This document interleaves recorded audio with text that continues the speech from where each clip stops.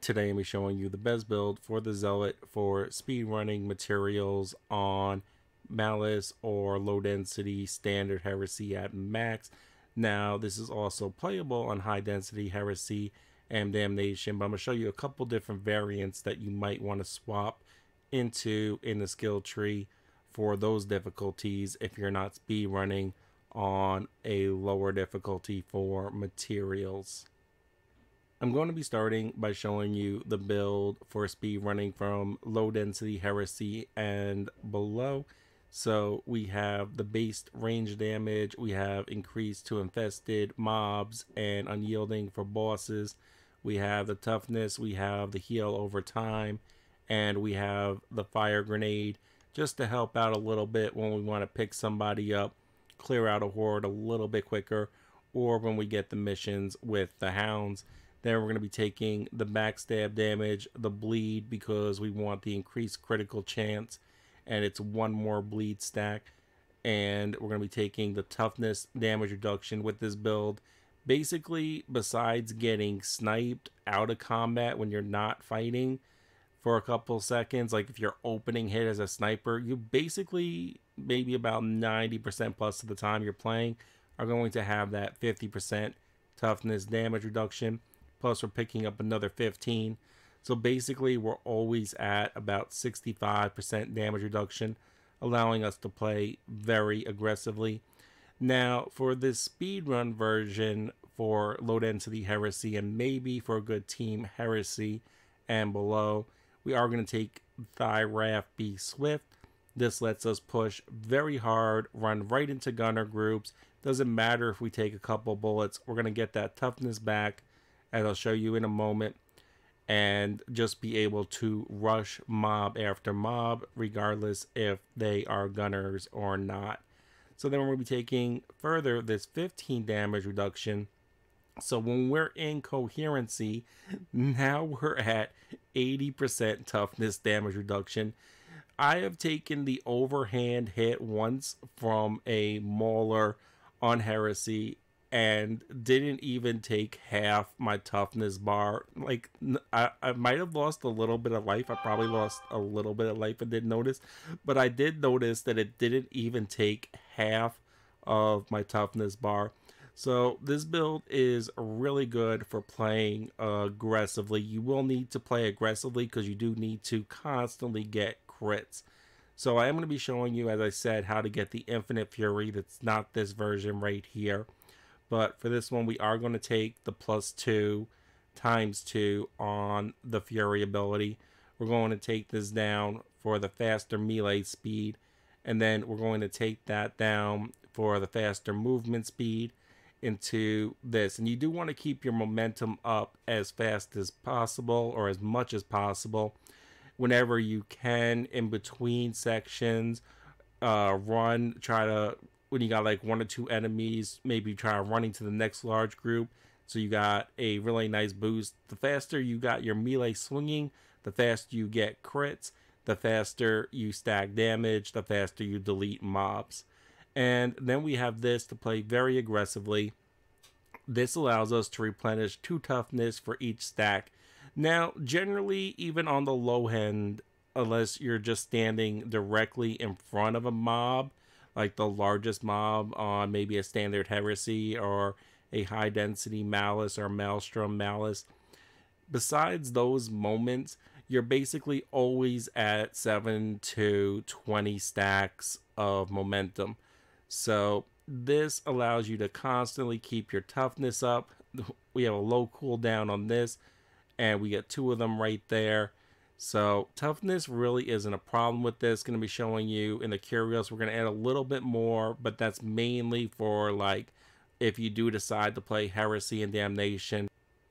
For high density heresy, regular heresy, and damnation, I'm going to be showing you now how to get Infinite Fury and how you might want to swap this build. So the first way is, since you are staying in a group basically all the time, dropping Thy Be Swift. Now this isn't the only way to do this, but if you are able to drop Thy Be Swift and still safely rush the gunners, then you can take this right here, giving you more impact strength. You rack up to max impact strength in like 2 seconds flat, not even 2 seconds in a large group, allowing you to easily bleed out the ragers mixed in with that group, as long as you're not standing directly in front of 3 of them and not blocking and pushing. Besides that, it makes taking them out even easier. We gain 5% movement speed, which is nice. And this right here is what allows us to get infinite fury on large mobs. So the ability lasts for 10 seconds.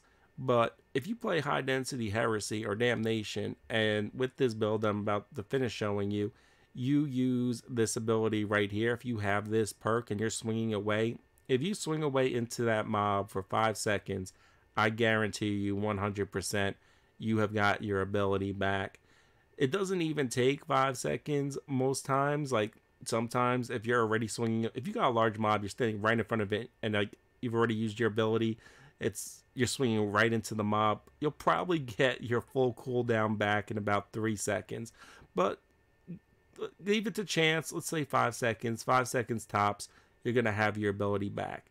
So 100% of the time until that mob is done, you have this ability going, giving you 20% attack speed, 25% damage, guaranteed crits, which you can aim towards any ragers left in the group or the mob if there are any, and constantly replenishing 50% toughness. So with all this damage reduction, if you do happen to take a hit from a rager while you're swinging away, every 3 to 5 seconds, you're gaining 50% toughness back, and the rager is only going to take about half your toughness anyway. So you're basically making that right back up every couple seconds while you're in a large mob, provided you only take the occasional hit while clearing the mob.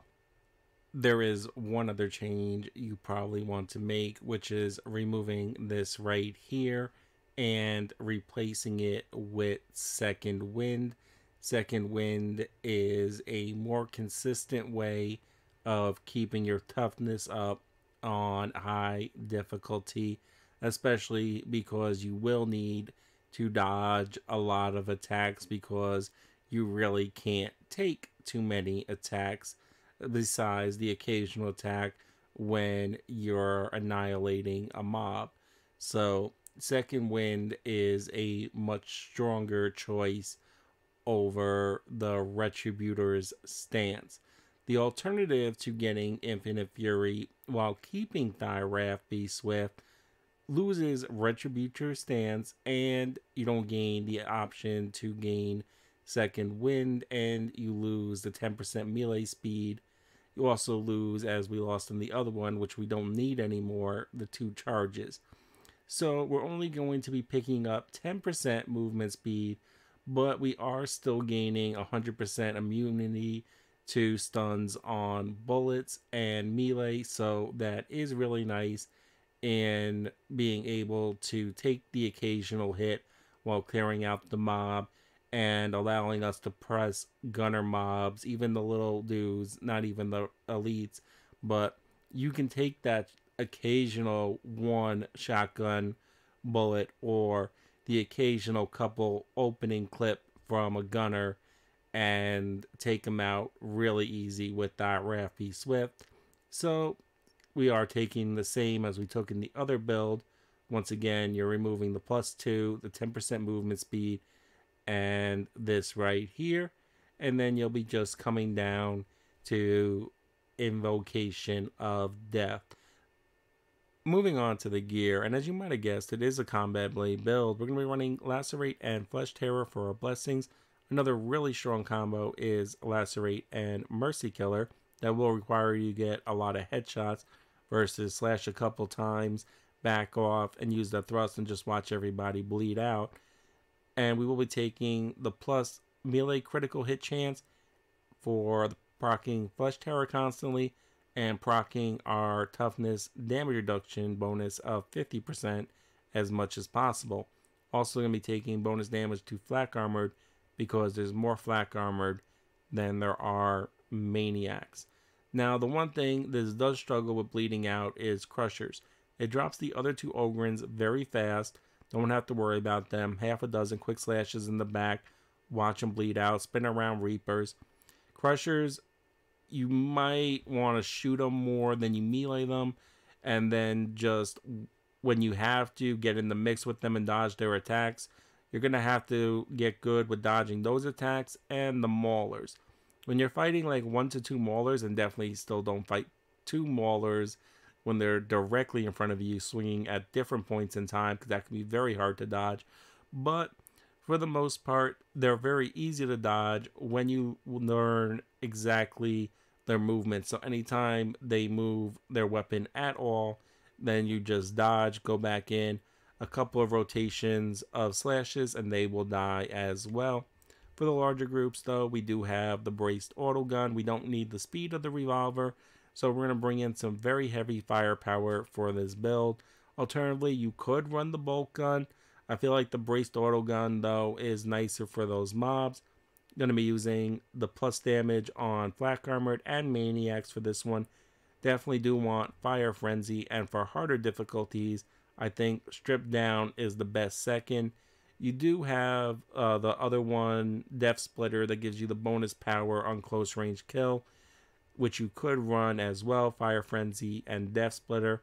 But for the hardest difficulties and strategic pressing, you do get like 4 to 5 seconds roughly of invulnerability or immunity from range attacks while sprinting.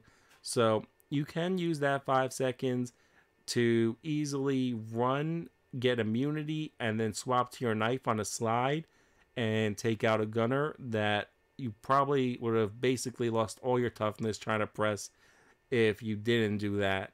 So Stripped Down, while it doesn't really give you a damage boost, it really does come in handy on a lot of hard presses on harder difficulties.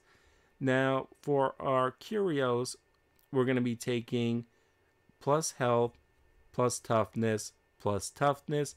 If you really want, you can run a wound and 2 toughness. Then we're going to be running toughness, toughness regen, and damage resistance to gunners. If you never play Heresy, High Density Heresy, or Damnation, then you really could probably just run toughness, health, and damage resistance to gunners. But if you are playing on the harder difficulties where you're basically always in 4-person coherency, then definitely that toughness regeneration will allow you to not use your ability just to get your toughness back a lot of times, which allows you to use that offensively instead, which is great. If you like the video, leave a like, comment, share. It helps others find the video. I hope this helped.